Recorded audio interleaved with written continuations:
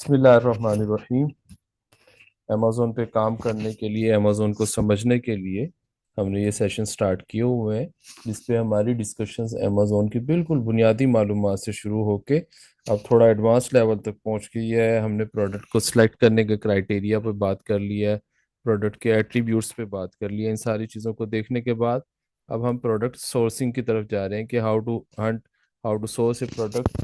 जो हमने एक अच्छी प्रोडक्ट पकड़ लिया है, फाइंड आउट कर लिया है, हंट कर लिया है, अब उसकी सोर्सिंग अलीबाबा चाइना से कैसे करनी है। इन सोर्सिंग टर्म्स के बारे में हमको कुछ पहले समझना होगा। अलीबाबा प्लेटफॉर्म पे समझना होगा, उस पे सप्लाई सिलेक्शन का क्राइटेरिया समझना होगा, और फिर किसी भी प्रोडक्ट की सोर्सिंग हम किस तरह करते हैं, सप्लाई से क्या क्या चीज़ें कंफर्म करनी होती हैं, क्या क्या इन्फॉर्मेशन सप्लायर से लेनी होती है, क्या क्या इन्फॉर्मेशन सप्लायर को देनी होती है। इन सारी चीज़ों पे इंशाल्लाह बात करेंगे। मेरी वॉइस क्लियर है आप लोगों को?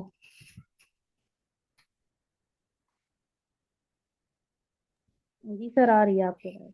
ठीक है, बहुत बेहतर।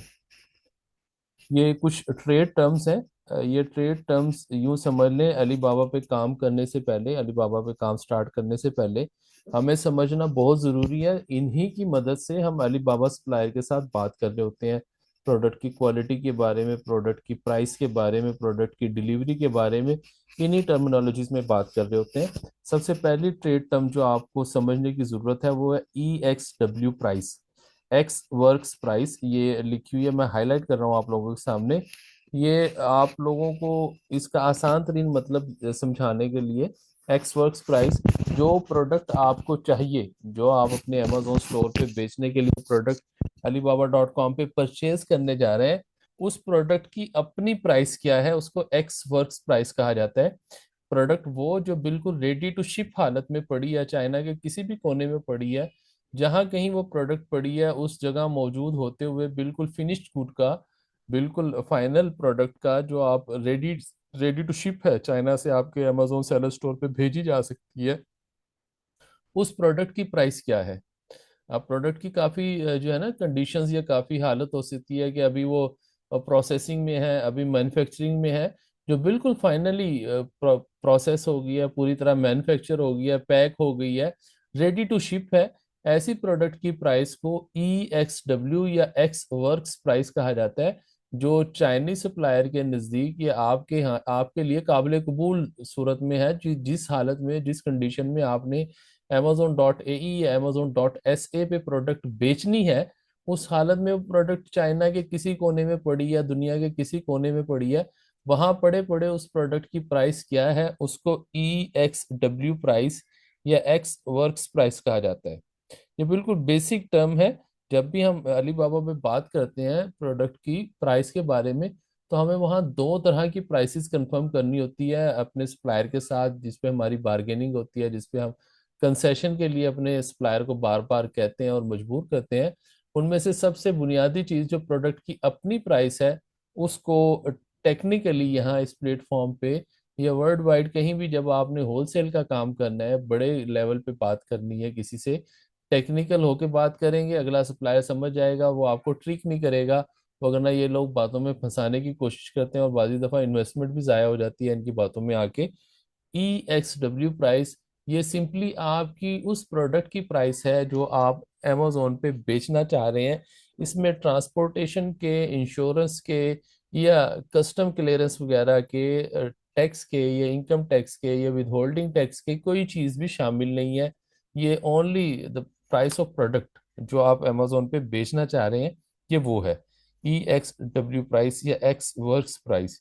इसके बाद कुछ टर्मिनोलॉजीज हैं जो डिलीवरी प्लान के बारे में होती हैं कि अमेजोन पे जब आपकी प्रोडक्ट पहुंचेगी, अमेजोन वेयर हाउस तक पहुंचेगी, वो किस कॉन्ट्रैक्ट के जरिए पहुंचेगी, आप अपने सप्लायर के साथ किन किन सर्विसेज पे कॉन्ट्रैक्ट कर रहे हैं regarding shipment, regarding transportation of your product from China to Saudi Arabia और फ्रॉम चाइना टू UAE। आप किस तरह चाह रहे हैं कि प्रोडक्ट आपकी चाइनीज सप्लायर आपके अमेजोन वेयर हाउस तक डिलीवर करे। तीन चार तरह की मेजर जो है हमें यहाँ सेटिंग्स मिलती हैं। सबसे पहली जो सेटिंग है CIF, cost insurance and freight paid. आप अपने सप्लायर को ना सिर्फ प्रोडक्ट के भेजने के जो चार्जेस हैं, किराया रेट, वो देते हैं, बल्कि इंश्योरेंस भी पे करते हैं और उसकी कॉस्ट भी पे करते हैं। कॉस्ट EXW प्राइस होगी, इंश्योरेंस भी आप लोग समझते हैं, और किराया भी। इस एग्रीमेंट में हम किसी किस्म का टैक्स या कस्टम क्लियरेंस की जो बात है वो अपने सप्लायर से नहीं कर रहे हैं। मींस अगर हम किसी सप्लायर के साथ CIF कॉन्ट्रैक्ट करते हैं, हम उस प्रोडक्ट की EXW प्राइस दे रहे हैं, प्रोडक्ट की ट्रांसपोर्टेशन के जो चार्जेस हैं, फ्रेट चार्जेस, किराया जो है वो दे रहे हैं, और इंश्योरेंस दे रहे हैं, कस्टम क्लियरेंस की उससे बात नहीं कर रहे हैं। और सऊदी अरब, हम इवन दैट पाकिस्तान में जो हमारा होम कंट्री है, यहाँ के कस्टम क्लियर नहीं करवा सकते, तो दुबई या सऊदी अरब के कस्टम्स जो हम जहाँ मौजूद ही नहीं है, वहाँ कैसे क्लियर करवाएंगे। लिहाजा कभी भी अपने सप्लायर से CIF के थ्रू प्रोडक्ट शिप नहीं करवानी, क्योंकि इसमें बहुत बड़ी जिम्मेदारी आप अपने सर पे ले रहे होते हैं। जो कस्टम क्लियरेंस की है, जो सऊदी अरब की तो तकरीबन नामुमकिन है, और दुबई की भी जब आप खुद मार्केट में मौजूद नहीं है तो कौन जाएगा कस्टम ऑफिस में चक्कर लगाएगा और वहां से अपनी प्रोडक्ट को रिलीज करवाएगा। लिहाजा कभी भी CIF जो अरेंजमेंट है, जो मेथड है, जो कॉन्ट्रैक्ट है प्रोडक्ट की ट्रांसपोर्टेशन का, आपने अपने अली बाबा सप्लायर के साथ नहीं करना। इसके बाद जो हमने कॉन्ट्रैक्ट करना है वो है DDP, डिलीवर्ड ड्यूटी पेड। ये हम जब भी अपने अली बाबा सप्लायर से बात करेंगे और उससे अपनी प्रोडक्ट को चाइना से दुबई अमेजोन वेयर हाउस या Saudi Arab Amazon warehouse तक ट्रांसपोर्ट करने की बात करेंगे, उस वक्त हम अपने सप्लायर के साथ क्या कॉन्ट्रैक्ट करेंगे? हम करेंगे DDP का कॉन्ट्रैक्ट करेंगे, डिलीवर्ड ड्यूटी पेड।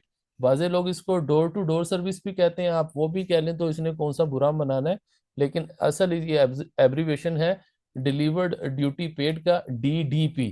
हमने हमेशा अपने चाइनीज सप्लायर से सिर्फ यही कॉन्ट्रैक्ट करना है, क्योंकि इस कॉन्ट्रैक्ट में ना सिर्फ प्रोडक्ट की कॉस्ट, इंश्योरेंस और फ्रेट, बल्कि कस्टम, और कस्टम के साथ साथ जिन डॉक्यूमेंट्स की भी जरूरत होती है, ये सारी की सारी प्रोवाइड करना और कॉस्ट पे करना हर किस्म की, ये हमारे सप्लायर की जिम्मेदारी होगी।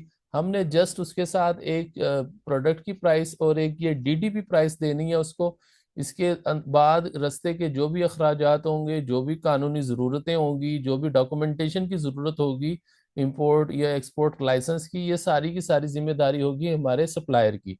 और अगर हम DDP की सर्विसेज लेते हैं तो अली बाबा की पॉलिसी के मुताबिक हमारा सप्लायर बाउंड हो जाता है विद इन 72 डेज, 72 दिन के अंदर अंदर हमारी मतलूबा प्रोडक्ट को अमेजोन वेयर हाउस तक पहुंचाने का। अगर वो ऐसा करने में नाकाम हो जाए तो हमारे पास मींस किसी भी अली बाबा बायर के पास डिस्प्यूट ओपन करने का ऑप्शन आ जाता है कि आप अली बाबा को शिकायत करें कि मेरा जो इस बंदे के साथ कॉन्ट्रैक्ट हुआ था, 72 दिन गुजर गए हैं, ये अपना कॉन्ट्रैक्ट फुलफिल करने पे अभी तक नाकाम रहा है, लिहाजा मेरे पैसे मुझे वापस दिए जाए। अली बाबा मामले की जो है इन्वेस्टिगेशन करने के बाद आपके फंड्स आपको वापस कर देंगे। ये सिर्फ हमें DDP की सर्विसेज कंफर्म कर रही होती हैं, क्योंकि इसमें हम एक स्पेशल एड्रेस अपने सप्लायर को, जो अमेजोन वेयर हाउस का रियल एड्रेस होता है, वो शेयर करते हैं। अब हमारा सप्लायर बाउंड है, उसने कॉन्ट्रैक्ट कर लिया है कि विद इन 72 डेज वो लाजमी तौर पे इस प्रोडक्ट को हमारे अमेजोन वेयर हाउस तक पहुंचाएगा। DDP के बिल्कुल करीब की जो अरेंजमेंट है वो है DAP, डिलीवर्ड एट प्लेस, या बाजे लोग इसको डिलीवर्ड एट पोर्ट भी कहते हैं, दोनों तरह ठीक है। इसमें अमूमन होता यह है कि जो सप्लायर है वो चाइना से कस्टम वगैरह क्लियर करवा देगा, आपकी प्रोडक्ट शिप करवा देगा, लेकिन जो आपका डेस्टिनेशन कंट्री है, UAE या KSA, इन दोनों में से जो भी आपका डेस्टिनेशन कंट्री है, ये वहां के कस्टम पे लाके आपकी प्रोडक्ट को छोड़ देगा। अब अगला कस्टम क्लियर करवाना आपके जिम्मे डाल के ये चला जाएगा, और अली बाबा को कहेगा कि मेरा और मेरे बायर का मीन्स हमारा कॉन्ट्रैक्ट पूरा हो गया है, लिहाजा ये उसके अपनी रसीदें भी चेक करवा देगा अली बाबा को, लिहाजा मेरे पैसे मुझे दिए जाएं। अगर आपने गलती से भी ये डैब का कॉन्ट्रैक्ट ले लिया और मिलते जुलते नाम की वजह से, और इसमें और DDP में प्राइस का बहुत ज्यादा डिफरेंस होता है। अगर DDP $200 की है तो डैब शायद आपको 70-80 डॉलर में मिल जाए, $100 से भी कम, 50% से भी ज्यादा प्राइस डिफरेंस हो सकता है। लिहाजा आपका सप्लायर हमेशा आपको ये कहेगा कि आप डैप लें, डीडीपी ना लें, क्योंकि डीडीपी बहुत महंगी है। कभी भी अपने सप्लायर के, चाइनीज सप्लायर के इस ट्रिक में नहीं आना, क्योंकि डीडीपी की सूरत में उस पे पाबंदी लग जाती है और हमारे पैसे सिक्योर हो जाते हैं कि उसने अमेजोन वेयर हाउस पहुंचानी ही पहुंचानी है, तभी उसको उसके फंड्स रिलीज होंगे। जबकि डैप की सूरत में वो लोग अमूमन क्या करते हैं, जो डेस्टिनेशन कंट्री का कस्टम्स है वहां प्रोडक्ट को छोड़ के चले जाते हैं। अब वो कस्टम हम क्लियर नहीं करवा सकेंगे तो हमारी प्रोडक्ट, हमारी इन्वेस्टमेंट ज़ाया हो जाएगी और बिल्कुल काम स्टार्ट होने से पहले ही हमारा लॉस हो जाएगा। लिहाजा हम कभी भी डैप नहीं लेते। डैप से मिलती जुलती और चीज़ें भी हैं, जैसे सीपीटी है, कैरिज पेड है, एफओबी है, कॉस्ट की रिस्पॉन्सिबिलिटी लेता है, clearing the goods from export. ये जो एक्सपोर्ट की क्लियरेंस होती है वो सप्लायर के जिम्मे होती है। इंश्योरेंस वगैरह नहीं करवाता, कोई ना कोई कमी रह जाती है हर कॉन्ट्रैक्ट में। सीएफआर में कॉस्ट एंड फ्रेट, सिर्फ प्रोडक्ट की कॉस्ट और किराया, इसमें ना इंश्योरेंस है और ना ही कस्टम क्लियरेंस की कोई बात है। मींस आप डीडीपी के अलावा जो भी ट्रांसपोर्टेशन का कॉन्ट्रैक्ट करेंगे उसमें कोई ना कोई एक ऐसा टेक्निकल फॉल्ट रह जाएगा कि आपके पास अब अपनी प्रोडक्ट की एश्योरिटी खत्म हो जाएगी कि विद इन 72 डेज क्या मेरी प्रोडक्ट मेरे सेलर स्टोर पे आती भी है या नहीं। अगर नहीं भी आती तो आपका कोई क्लेम अली बाबा एक्सेप्ट नहीं करेगा, क्योंकि आपने जो ट्रांसपोर्टेशन का कॉन्ट्रैक्ट किया अपने सप्लायर में, अदर देन डीडीपी, उसमें किसी में भी ये चीज शामिल नहीं होती कि आपकी प्रोडक्ट 72 दिनों के अंदर अंदर लाजमी तौर पे अमेजोन वेयर हाउस पहुंचेगी। लिहाजा कभी भी किसी भी सप्लायर के ट्रिक में नहीं आना। वो आपको लाख समझाते रहेंगे कि सर ये सर्विस बहुत महंगी है, इसमें आपका मार्जिन नहीं बनेगा। नहीं मार्जिन बनता तो वो प्रोडक्ट छोड़ के किसी और प्रोडक्ट पे डिलीव शिफ्ट हो जाए, लेकिन कभी भी डीडीपी को नहीं छोड़ना है। अब जब हम डीडीपी की बात करते हैं तो डीडीपी एक कॉन्ट्रैक्ट है जिसके तहत हमारी प्रोडक्ट आती है। अब डीडीपी बाय एयर भी हो सकती है कि आपकी प्रोडक्ट बाय एयर ट्रांसफर हो विद डीडीपी कॉन्ट्रैक्ट, और डीडीपी बाय सी भी होती है कि आपकी प्रोडक्ट डिलीवर हो फ्रॉम चाइना टू यूएई या केएसए विया सी पोर्ट, और वो कॉन्ट्रैक्ट डीडीपी का हो। इसमें भी प्राइस का बहुत ज्यादा डिफरेंस आता है। अगर 200-250 डॉलर की आपकी डीडीपी बाय एयर आ रही है तो बाय सी में वो हो सकता है 50 से 60 डॉलर में आपको मिल जाए। 1/4 रह जाती है, बहुत कम रह जाती है डीडीपी बाय सी में। लेकिन इसमें एक टेक्निकल इशू ये आ जाता है डीडीपी बाय सी में कि आपकी प्रोडक्ट अगर आपने डीडीपी बाय एयर ली है, डीडीपी की सर्विसेज को बाय एयर आप इंजॉय कर रहे हैं, तो विद इन 15 डेज, 15 दिन के अंदर अंदर दुबई मार्केट में आपकी लाइव हो जाती है प्रोडक्ट। और 20 दिन या 22 दिन के अंदर अंदर, 20-22 दिन में आपको बिल्कुल एट मोस्ट बता रहा हूँ, ज्यादा से ज्यादा उससे पहले पहले आपकी प्रोडक्ट सऊदी अरब के अमेजोन वेयर हाउस में पहुंचा दी जाती है डीडीपी बाय एयर में। लेकिन अगर आप डीडीपी बाय सी कर रहे हैं तो सऊदी अरब में 2 महीने पक्के हैं। 45 से 60 दिन का आपको सप्लायर आपका टाइम देगा कि आपकी प्रोडक्ट चाइना से 45 से 60 दिन में विया सी बहरी जहाज के जरिए अमेजोन वेयर हाउस तक पहुंचेगी। और दुबई में ये तकरीबन 1 से 1.5 माह, 30 से 45 दिन, 10-15 दिन पहले पहुंच जाती है सऊदी अरब की निस्बत, क्योंकि दुबई एक तो मुसाफत भी थोड़ी कम है, दूसरे शिपमेंट्स ज्यादा है, तीसरे इनका कस्टम क्लियरेंस का सिस्टम थोड़ा स्ट्रांग और स्पीडी है। सऊदी अरब में ये सारे मसाइल हैं, एक तो मुसाफत भी ज़्यादा है, कस्टम क्लियरेंस काफ़ी डिफ़िकल्ट है, और वहाँ जो स्टाफ है वो अमूमन कुछ ना कुछ डिले टैक्टिक्स की वजह से आपकी प्रोडक्ट को ज़ाया करने में या उसको डिले करने में लगा देते हैं, इसलिए वहाँ 2 महीने लग जाते हैं। स्टार्ट में बिल्कुल भी रिकमेंडेड नहीं होता कि आप बाय सी पे जाएं, लेकिन अगर आपको किसी प्रोडक्ट में बाय एयर में मार्जिन बहुत कम बन रहा है तो उसकी बेस्ट स्ट्रेटेजी ये बनाई जा सकती है कि आप उसके 100 यूनिट अगर मंगवा रहे हैं, 50 बाय एयर मंगवा लें कि वो 15 दिन के अंदर ही आपके स्टोर पे लाइव हो जाएगी और कुछ ना कुछ सेल्स आना शुरू हो जाएंगी, चाहे कम मार्जिन की ही सही। बकिया 50% आप बाय सी मंगवा लें कि जब 15 दिन के बाद लाइव होने के बाद अगले महीने में वो 50 यूनिट पूरे सेल आउट होंगे, तो 1.5 महीने के बाद आपकी बाय सी वाली प्रोडक्ट भी उसी लिस्टिंग पे आके सेल्स होना शुरू हो जाएंगी। अब चूंकि बाय सी में आपका प्रॉफिट मार्जिन बढ़ जाता है, क्योंकि उस पर डीडीपी की प्राइस काफी कम हो जाती है, प्राइस कम होने की वजह से आपका प्रॉफिट मार्जिन काफी बेहतर होता है। लिहाजा ओवरऑल आप एक अच्छे प्रॉफिट मार्जिन पे, अच्छे आरओआई पे लैंड कर लेते हैं।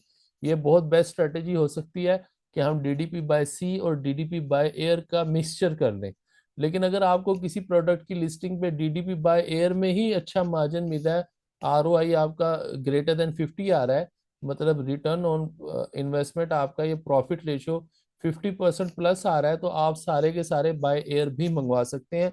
ये इट डिपेंड्स कि आप किस प्रोडक्ट पे हैं और उसकी सोर्सिंग में आपको कितना मार्जिन मिल रहा है। मार्जिन बढ़ाने के लिए, ये ब्रेक इवन पॉइंट को अपने एक्सपेंड करने के लिए, point of no profit and no loss को नीचे लाने के लिए आप डीडीपी बाय सी की सर्विसेज भी ले सकते हैं। लेकिन ये हमेशा याद रखिएगा कि आज आपके सामने लिस्टिंग के जो स्टैट हैं, और क्या आप इतने कॉन्फिडेंट हैं कि वो 2 महीने के बाद भी लिस्टिंग आपको वैसा ही परफॉर्म करके दिखा रही होगी? क्योंकि बाजी दफा प्रोडक्ट्स जो आप सेलेक्ट कर रहे होते हैं वो ट्रेंडी होती है, सीजनल ट्रेंड होता है। या जैसे अभी रमज़ान है, तो दोनों मुस्लिम कंट्रीज हैं, यहाँ मुसलमानों की अक्सरियत है, रमज़ान से रिलेटेड कोई प्रोडक्ट्स बिक रही है, उसके बाद बकरा ईद आएगी, बकरा ईद से रिलेटेड प्रोडक्ट्स बिकनी शुरू हो जाएंगी ज़्यादातर। तो ऐसी किसी प्रोडक्ट पे तो नहीं आपने बायस ही लिया है कि जब तक आपकी प्रोडक्ट आएगी उस वक्त तक वो ट्रेंड ही खत्म हुआ होगा, या वो जो सीजनल सेल्स आ रही थी वो खत्म हुई होगी। अब वो नेक्स्ट ईयर ही फिर ऐसी प्रोडक्ट्स पे सेल्स आपको देखने को मिलेंगी जो खास रमजान के इस्तेमाल की थी, खास बकरा ईद के इस्तेमाल की थी। लिहाजा ये सारे फैसले करने के लिए आपको जरा अच्छे से एनालिसिस करना होता है मार्केट का, सीजन का, प्रोडक्ट की लिस्टिंग का, और फिर फैसला करें कि आप बाय सी की तरफ जाना आपके लिए सूटेबल होगा भी या नहीं। यहाँ तक अगर आप में से किसी का कोई क्वेश्चन है तो पूछ सकते हैं।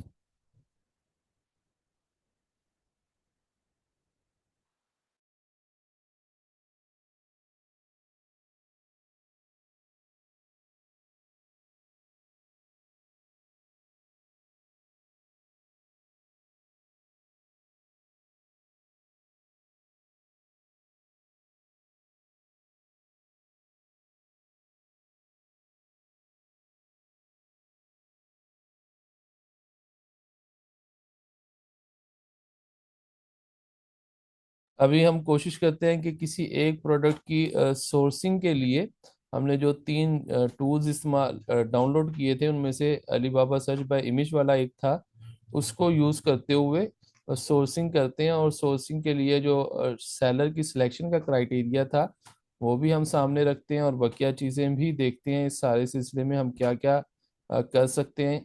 एक ये प्रोडक्ट है, बज़ाहिर इस पे कोई लोगो वगैरह नहीं है, इसे ओपन करते हैं।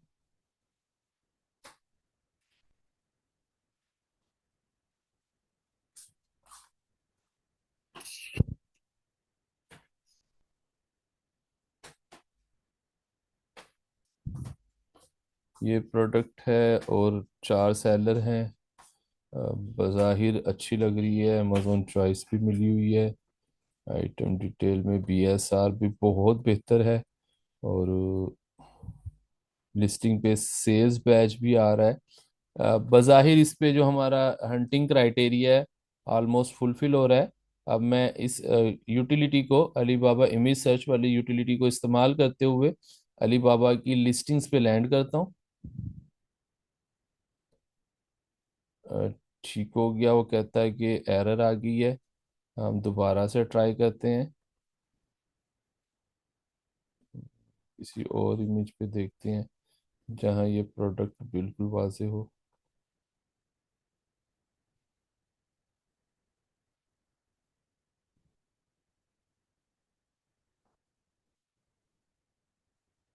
हम ब्राउज़र जो वीपीएन है वो ऑन करके चेक करते हैं।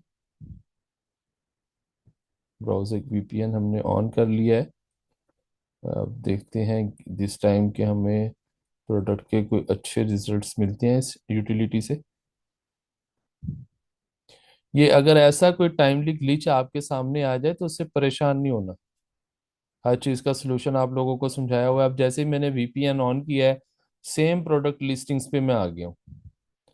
अब अगर ये प्रोडक्ट उससे बिल्कुल मिलती जुलती है, ये वाली है, इन चीज़ों को ओपन करके देखा जा सकता है। हमने जो सेलर सेलेक्ट करने हैं, जो भी प्रोडक्ट हमने सेलेक्ट किया है, शॉर्ट लिस्ट की है, उसके हर प्रोडक्ट के कम से कम 4 से 5 सेलर्स को हमने अप्रोच करना है। कम से कम 4 से 5 सेलर्स को ओपन करने के बाद हमने देखना है और उनसे बातचीत करनी है। ये नहीं कि आप एक लिस्टिंग को ओपन करें अलीबाबा की और एक ही सप्लायर से बात कर लें, ऐसा नहीं होगा। क्योंकि 4-5 लोगों से हम बात करेंगे तो हर एक के साथ बार्गेनिंग करेंगे।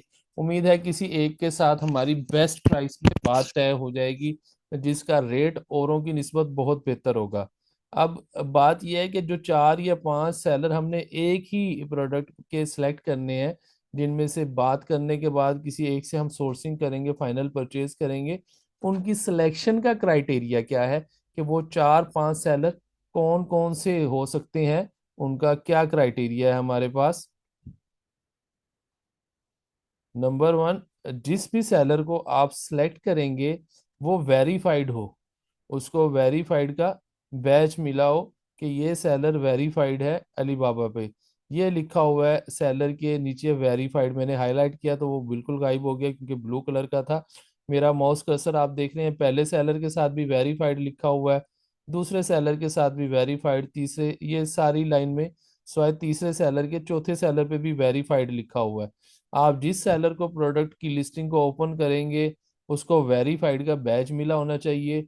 वेरीफाइड के बैच के बिल्कुल नीचे उसकी एक्सपीरियंस एज लिखी होती है सेलर की। ये जो भी सेलर आपने सिलेक्ट करना है अलीबाबा पे सोर्सिंग के लिए, उसकी एक्सपीरियंस एज एटलीस्ट 2 इयर्स होनी चाहिए, 2 साल होनी चाहिए। अलीबाबा पे काम करने का उसका तजर्बा कम से कम 2 साल का हो। अगर वो बिल्कुल न्यू सेलर है, लेस देन 1 ईयर या 1 ईयर वाला है, तो ऐसे लोग आपको बहुत परेशान करते हैं। उन्हें अलीबाबा से अमेजोन प्रोडक्ट को ट्रांसपोर्ट करने का तरीकेकार का नहीं पता होता, लेबल लगाने का तरीका नहीं पता होता। वो बहुत परेशान करते हैं और प्रोडक्ट बाजी दफ़ा उनकी अनाड़ीपन की वजह से अमेजोन पे मिसप्लेस भी हो जाती है, और वो एट द एंड हमारे लिए परेशानी का या लॉस का बायस बनती है। लिहाजा बिल्कुल न्यू सेलर सेलेक्ट नहीं करना, जो अनवेरीफाइड है, जिनको वेरीफाइड का बैच नहीं मिला हुआ है उसको सिलेक्ट नहीं करना।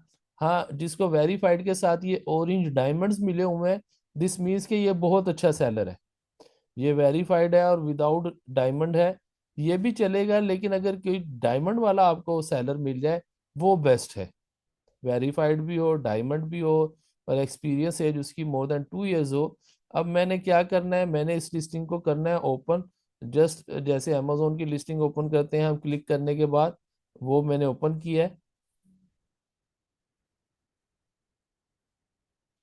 यहाँ आपने इस प्रोडक्ट के जैसे अलीबाबा पे हमने रिव्यूज देखे हैं, इसी तरह यहाँ इस सप्लायर के रिव्यूज देखेंगे कि ओवरऑल जिन लोगों ने इससे परचेज किया है वो इसकी सर्विसेज से, प्रोडक्ट क्वालिटी से राजी हैं या नहीं।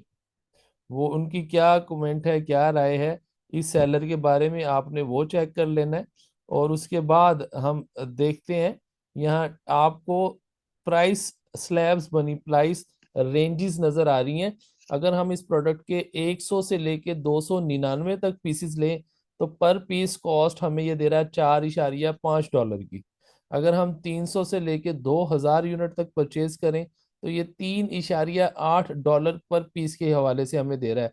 और अगर हमारी purchase quantity greater than 2000 pieces हो जाए, उस सूरत में हमें ये $3.2 ईच के हिसाब से देगा। ये प्राइस स्लैब्स होती हैं। अब हमारी जो सोर्सिंग स्किल है, या हमने जो करना क्या है, हमने करना ये है जो बेस्ट प्राइस है इसकी, मिनिमम प्राइस जो इसने ऑफर की हुई है वो लेनी है और मिनिमम क्वांटिटी पे लेनी है। हमने इस सेलर को राजी करना है, जो आप 2000 यूनिट पे प्राइस दे रहे हैं वो हमें 100 पीसीस पे दे। ये कैसे करना है इसकी टेक्निक भी आपको बताता हूँ। जब आपको इस प्रोडक्ट की लिस्टिंग देखने के बाद, यहाँ अच्छे रिव्यूज देखने के बाद आप ये फैसला कर लें कि हाँ मैं इस सप्लायर को बात कर सकता हूँ या कर सकती हूँ, तो आपने करना क्या है, यहाँ बिल्कुल स्क्रीन की राइट साइड पे आपको ये नजर आ रहा है, बी मेन्यू नजर आ रहा है छोटा सा, जिसपे कॉन्टैक्ट सप्लायर, चैट नाउ और सर्वे वगैरह के ऑप्शंस हैं। आपने यहाँ चैट नाउ पे क्लिक करना है। चैट नाउ पे आपको इस सप्लायर का जो रिप्रेजेंटेटिव है उसकी प्रोफाइल पिक भी छोटी सी लगी नजर आ रही होगी।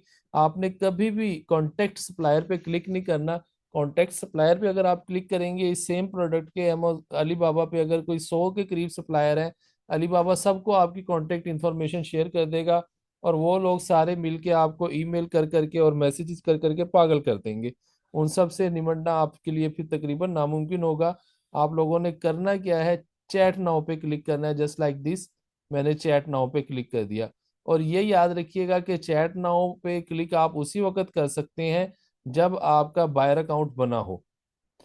जब आप चैट नाउ पे क्लिक करेंगे, एक व्हाट्सएप मैसेंजर की तरह का मैसेंजर आपके सामने ओपन हो जाएगा। और आपके मद्दे मुकाबिल जो है जिससे आपकी गपशप या बात चल रही होगी वो इंसान ही है। बिल्कुल इसको रोबोट नहीं समझना आपने। एक इंसान की तरह इसको बिहेव करना है, इसके साथ डीलिंग करनी है आपने। जैसे आप हेलो हाय करते हैं एक आम बंदे से, वैसे इसके साथ करें। इसको अपने बारे में बताएं कि मैं अमेजोन पे मिडिल ईस्ट में, सऊदी अरब या दुबई में मेरे स्टोर हैं, मैं होलसेल का काम करता हूँ, मुझे आपकी प्रोडक्ट में दिलचस्पी है। मुझे इसकी क्वालिटी के बारे में बताएं, मुझे इसकी प्राइस EXW प्राइस के बारे में बताएं। और मुझे ये बताएं कि आप इसकी DDP की सर्विसेज मुझे प्रोवाइड करेंगे। ये हमेशा याद रखने की चीज़ है कि प्रोडक्ट की EXW प्राइस और उस पर बारगेनिंग डायरेक्टली, ये जो रिप्रेजेंटेटिव है या खुद मालिक है इस स्टोर का या इस प्रोडक्ट का, वो आपके साथ डायरेक्ट कर लेगा। लेकिन DDP के लिए वो आपसे एक तो एड्रेस डिमांड करेगा कि आपको किस एड्रेस पे डिलीवरी चाहिए। नंबर सेकंड, वो आपको कहेगा कि मैं 2 घंटे तक या एक दिन के बाद या वेरी नेक्स्ट डे किसी कोरियर वाले से पूछ कर बताऊंगा। DDP की प्राइस ये आपको नहीं देंगे, क्योंकि DDP ट्रांसपोर्टेशन की सर्विसेज कोरियर वाले दे रहे होंगे। ये खुद पहले किसी कोरियर वाले से कांटेक्ट करेगा, वहां से जो कोटेशन मिलेगी वो आपके साथ शेयर करेगा। लिहाजा इन दोनों पे बात करने का तरीका भी हमने समझना है। और जो भी हम सप्लायर के साथ, जिन भी सप्लायर्स के साथ गपशप कर रहे होंगे, जो भी हमारे प्रीवियस चैट्स होंगी, वो भी यहाँ महफूज होंगी मैसेजेस में। ओवरऑल जिन लोगों के साथ भी हमारी पास में जो हुई है, गपशप हुई है, जो भी सोर्सिंग हुई है, वो सारी की सारी आपको यहाँ नजर आ रही होंगी। मैंने ये आप लोगों के सामने बिल्कुल सेशन के दौरान ही अली बाबा का बायर अकाउंट बनाया था, बिल्कुल न्यू है। और इस पे ये पहली ही चैट है। हम इंशाल्लाह सोर्सिंग का कल जब सेशन कर रहे होंगे, मैं अपना प्रीवियस जो अली बाबा का अकाउंट है जिसपे काफ़ी सारी चैट्स और फाइनल प्रोडक्ट पड़ी है, और प्रोडक्ट के ऑर्डर की जो डिटेल्स होती हैं, जो पेमेंट का तरीकाकार अली बाबा पे होता है, कल इंशाल्लाह वो सारी चीज़ें आप लोगों के साथ बड़ी तफसील से शेयर कर रहा हूँ। आज आपने समझना है कि हमने सप्लायर को सिलेक्ट कैसे करना है, और उसके साथ कांटेक्ट करने के लिए हमने इनिशियल जो है वो किस स्टेप से करना है, किस जगह हमने क्लिक करने के बाद अपने सप्लायर के साथ गपशप लगानी है। ऐसा नहीं कांटेक्ट पे नहीं क्लिक करना है, चैट नाउ पे क्लिक करना है। और चैट नाउ पे भी क्लिक करने के लिए हमारे पास सेलर की सिलेक्शन का जो क्राइटेरिया है वो क्या है। जब हम इस सेलर से बात करने होंगे, हमने EXW प्राइस पे बात करनी है, हमने DDP प्राइस पे बात करनी है, और DDP बाय एयर पे बात करनी है। अब जो आखिरी सवाल अहम तरीन हो सकता है सोर्सिंग के हवाले से, जो थ्योरेटिकली डिस्कस करना है हमने, प्रैक्टिकली इंशाल्लाह सोर्सिंग को कल देख रहे होंगे। जो बिल्कुल लाइव में सोर्सिंग हुई हुई है जिन प्रोडक्ट्स की फाइनल, वो भी मैं आपको दिखाऊंगा। प्रोडक्ट का profit and loss margin check करना भी सिखाऊंगा कल के सेशन में। और उसमें हम देखेंगे कि फाइनल बात को किस तरह लेके चलते हैं, किस तरह हम प्राइस को डिडक्ट करवाते हैं, कम करवा रहे होते हैं अपने सप्लायर से। यहाँ एक सवाल जो थ्योरेटिकली हमने डिस्कस करना है कि अली बाबा पे प्रोडक्ट की क्वालिटी हम कैसे इंश्योर कर सकते हैं। हम यहाँ पाकिस्तान में मौजूद हैं, प्रोडक्ट और सप्लायर चाइना में मौजूद है, तो हमें कैसे पता चलेगा वो किस प्रोडक्ट क्वालिटी की प्रोडक्ट हमें शिप कर रहा है, चिपका रहा है। आपने सबसे पहले तो जैसे मैंने आपको बताया कि उस सेलर के रिव्यूज देखने हैं।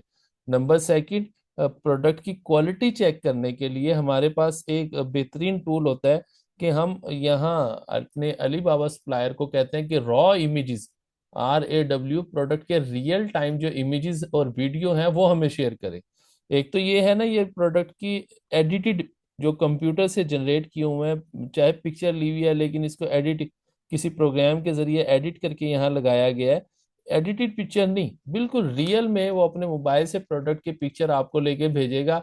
हम प्रोडक्ट की क्वालिटी को उसी रॉ इमेजेस से और सेलर के रिव्यू से चेक कर रहे होते हैं, और हमारे पास कोई ट्रिक नहीं होता। अली बाबा पे कुछ लोग सर्विसेज दे रहे होते हैं कि आप उन्हें $40-50 दें, वो प्रोडक्ट की क्वालिटी को इंस्पेक्ट करके आपको रिपोर्ट कर देंगे। तो वो स्वाय जाया करने के अपने 40-50 डॉलर, और कोई फायदा नहीं होता उनको। कभी भी ऐसी किसी सर्विसेज को नहीं लेना है आपने। डायरेक्ट सप्लायर से ही प्रोडक्ट के रॉ इमेजेस और रॉ वीडियो लेनी है, और उन्हीं को बुनियाद बना के आपने प्रोडक्ट की क्वालिटी को चेक करना है।